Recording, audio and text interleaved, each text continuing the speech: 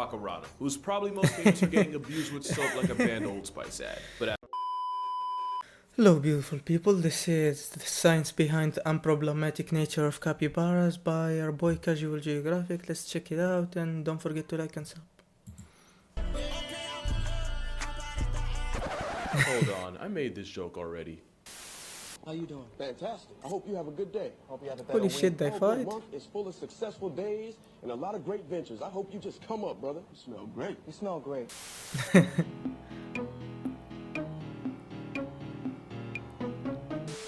We do Oh, it. the capybara. One of the most memeable animals to be added to Earth's roster. Almost entirely for their sheer positivity. And it's not like that fake positivity from animals they like are so dolphins chill. or performative activists on TikTok. They are so Capybaras chill. are legitimately unproblematic, almost too much for their own good. The thing is, they have no reason to be like this. In fact, they have every excuse to be the exact 180. But first, let's talk about what this aquatic stress ball is. It's a rodent, and pretty much a plus-size guinea pig since that's their closest relative, even though they're like 60 times heavier. Also, guinea pigs are one of the few mammals that can get folded by deep water since they can't swim, which is something cappies know nothing about since half their personality stays in the water with them. Just like their cousins the nutria, which is basically just a beaver you've never heard of. And the pacarata, who's probably most famous for getting abused with soap like a banned Old Spice ad. But out of all rodents, capybara are the heaviest and the ones closest to the weight class of a grown man. And considering how people feel about their cousins 100 times smaller, you would think the capybara would be the most hated oxygen sink on the planet. But the only thing more ironic than the fact that it's the complete opposite is the fact that this chunky chinchilla is so chill since history shows they should really be the polar opposite.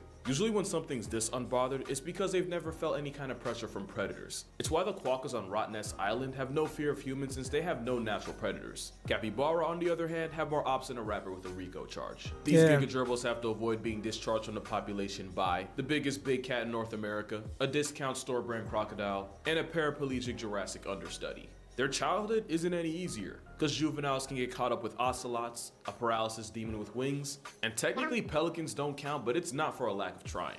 And normally an animal that has to share an area code with this many threats to its way of life compensates by becoming a problem itself. For example, if zebras had a stripe for everything with the ability to bury them, they wouldn't have a single pixel of pale on them. And we all know those TV static stallions ride that excuse like they get tax breaks from it. It just makes more sense for a prey animal to be more willing to throw down. Predators get active to eat. Prey animals fight to live. But what doesn't make sense is a capybara doing the mannequin challenge 7 years late when there's a homicidal vice grip out looking for calories. It's kind of like honey badgers and capybaras mean, you were- are two ends of the knife. You were asking for that. Why you were challenging him, dude?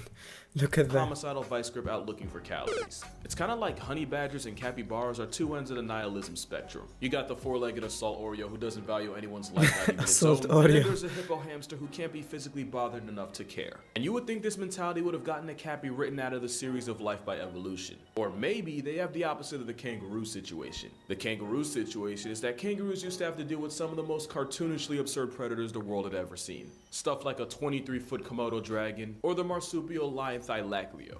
That prehistoric PTSD means that even though kangaroos today have to deal with zero apex land predators, they still act like they're in the trenches. So it's possible capybaras had few natural predators coming up and now they're Helen Keller to all forms of conflict. Believe it or not, capybaras weren't always the brolic beavers we know them as. Their ancestors were actually small rodents that evolved from Africa about 80 million years ago. Being small was lit because one, it's a whole lot easier to hide, and number two, eventually you get so small that putting you on a plane isn't worth the energy it would take to catch you. And when their ancestors pulled up to South America 40 million years later, they showed up to an area with few natural predators and plenty of food in the forms of the grasses they like to eat. Scientists now say that it was the lack of predatory pressure that allowed this plus-size rabbit pig to grow to the size it is today.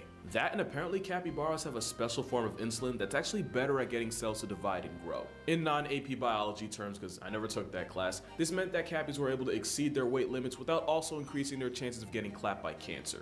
Hey, if you made it this far, that means I'm your type of YouTuber, so don't forget to like and subscribe. But of course, nature always catches up, and it wasn't like the capybara was tanky enough to disregard danger like manatees are. And in the messed up Uno reverse, becoming a literal Mighty Mouse meant the Ouch, that capybara look was hurts now as much more fuck. attracted to predators than it would have been if it would have stayed the same size pre-bulk. So it's pretty much like cappies today have to pay for how good their ancestors had it. Like Gen Z. It's also possible that the capybara isn't as easygoing as memes want you to think it is. They live in groups, and each group has a dominant alpha male who gets the most food and female validation, which can lead to a lot of infighting in the Cappy clan. And no matter how hard the alpha male tries to flex, there's always going to be a few subordinates that get it in behind his back with his women. So even though the dominant alpha male lays Oh, more eggs hell than any nah, single man. subordinate, a majority of the plumbing actually comes from the subordinates as a whole. The females also Oh, get a say hell in the nah, matter too. man. Mostly because if a female ain't feeling a certain male, she dubs him by nosediving into the nearest body of water, where she can hold her breath for up to 5 minutes. There's actually a lot of drama in the cabbie community if you pay attention long enough. It's definitely not like bonobos, who seem to have all social structure figured out, albeit for R-rated, definitely not safe for work reasons. That still doesn't explain why capybaras are so chill around animals not even in the same species. Like take Cheesecake, for example. Cheesecake was a capybara who was rescued and sent to live in a refuge for neglected and abused animals. But since she was only a baby at the time, she spent a lot of time living with the sanctuary's founder alongside her many dogs. And in typical cappy fashion, Cheesecake became one of the dogs, eating, sleeping, playing, and pretty much doing everything else in between with them. Eventually, she would be promoted to the de facto foster mom for any abandoned puppies coming through the sanctuary. That's so wholesome, She would man. regularly adopt a family of abandoned puppies and raise them like her own blood. She would even discipline her pups if they ever got too out of line. Cheesecake was basically a Mother Teresa for terriers and any other orphan pups. Those weren't the only animals she adopted in her time, but there's actually a really good reason why capybaras are the best rodents to leave your children with, and why they're the polar opposite of Chuck E. Cheese. Holy shit, this shit is haunting. Something about that cheddar feed never really sat right with me. Capybaras do this thing called alloparenting, where the adults take turns watching over the babies in a group in this kind of like revolving daycare system. They'll even go as far as nursing pups that aren't even theirs. Pray for bro on the left, he going through some stuff none of us can comprehend right now. The benefit is that in a jungle full of EDP-sized threats to minors, this actually increases the cappy pup's chances at actually surviving long enough to celebrate their birthday. But it also means that Cheesecake wasn't just a stepmother, she was the mother that stepped up. Also, I just want to say that the same sanctuary would end up getting another capybara named Cobbler, and now Cheesecake and Cobbler are homies, and I feel like we should just take some time to appreciate that. Another thing to appreciate is that plenty of other animals like monkeys or painted dogs do the whole alloparenting thing, but cabbies are the only rodents that do it. Well, actually, technically not really. Turns out red squirrels will adopt orphans as long as they're somewhat closely enough related to them. But that's not the same as having a built-in nursery system in the group. So it seems that being naturally social, being as swole as they are, and having literal stepmother software in their system is what makes this He-Man hamster what it is. Capybaras got so much clout that even though they're truly native to South America, they have a pretty sizable fan base all over, but especially in Japan. Why Japan? Well, it all started in the Izushaboten Zoo in 1982. A worker was cleaning out an enclosure with hot water when he turned around and realized that all the capybara were huddled around a warm puddle that had formed. The worker said bet, or whatever the equivalent in Japanese would be, and ever since the Izushaboten Zoo would create these traditional hot yuzu baths for the water-loving hippo hamsters hell to nah, enjoy, man. which is the entire backstory as to how this video exists. And because whatever capybara received they give back tenfold, these videos going viral single-handedly brought in thousands, hundreds of thousands, and even millions of yen in revenue, all from people wanting to see them. Meaning it is scientifically proven, 100% non-refutable, that capybaras are good for the economy. If your country's currently in a recession, think to the last time you saw a capybara hot tub party. If you I can't never remember saw a them, capybara. I think you found your problem. We don't need stimulus checks, we need more happy cabbies per capita. That's why there are entire websites dedicated to finding the closest capybara in your area. So if I ever post a picture of me and a capybara with no context, this is the context. Capybaras are such an unlimited serotonin hack that naturally people are gonna ask if they're good pets. And my answer is, yeah, they'd probably be good pets. Question is, would you be a good owner? Here's why you probably wouldn't. One is that they poop.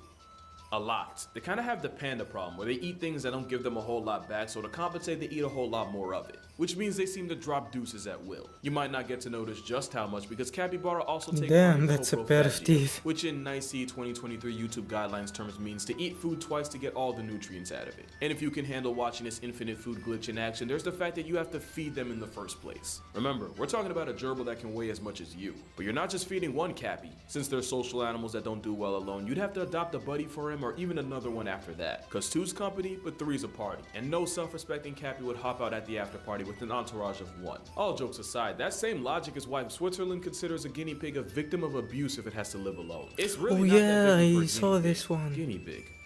I should have used that from the beginning. There's also the fact that since half their life involves water, you're gonna have 24-hour access to anything the capybara can at least wade in. And before you say bathtub, just remember that most of their backdoor business happens while they're in the water, so you might want to rethink that. But the best reason why you might want to hold off on adopting a walking coconut It's still a wild animal, don't let the memes get it twisted. Despite all the hype, they're still very much capable of inflicting violence when they want to, or when they feel like they need to. And I'ma just say it, it's real cute until you get it mad and you realize you now have a 150-pound rodent with an overbite coming at you. Oh yeah. In fact, Oh, in I have. 2005, a capybara in a Japanese zoo murked a spider monkey that was standing in his pool by grabbing it by the neck. So if you're considering adopting a biting, pooping, eating machine, you might be better off just having kids, because only one of them can give you tax credits. Or you can just move to Tigre, Argentina, because the South American city has been taken over. And when I say taken over, I mean that in the most passive way possible. With fires and an unusually cold winter killing their food supply, the Cappy clan seemed to spawn en masse inside the Argentinian gated community. They quite literally pulled up. The upside?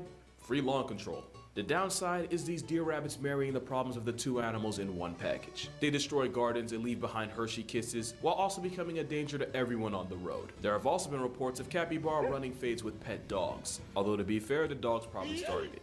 But there is another bright side if you want to look at it that way. The biggest threat to a capybara isn't a jaguar or a caiman, it's actually humans who have historically hunted them for their meat and for their hide to turn into leather. We're their biggest op by far, and if they decide to take back what's theirs, I'm not going to be mad at it. And the fact that they're doing it to a gated, rich community, there's a moral in there somewhere. But that's going to do it for this video. Holy shit, that was really interesting. I really didn't know that much about capybaras. Well, that's it. That was all, folks, and until the next time.